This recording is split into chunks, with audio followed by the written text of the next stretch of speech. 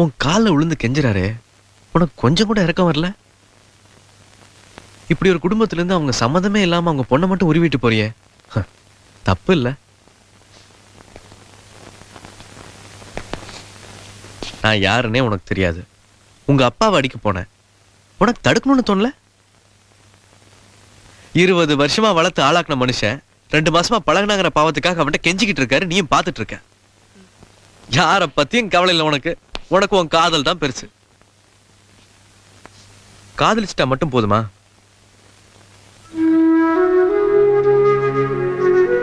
அன்பு, பாசம், பொறுமை, விட்டு கொடுக்கறது, இதெல்லாம் தான் உண்மையான காதலுக்கு அஸ்திவாரமே. இதுல எதுவுமே உங்ககிட்ட இல்ல. நீங்கெல்லாம் லவ் பண்ணி கல்யாணம் பண்ணி அப்படியே நீங்க ஓடி போய் வாழ்க்கை நடத்தி நாளைக்கு ஒண்ணு பெத்து போடுவீங்கல்ல, அந்த பிள்ளையால இதே நிலைமை தான் நாளைக்கு உங்களுக்கும். அதை மறந்துடாதீங்க.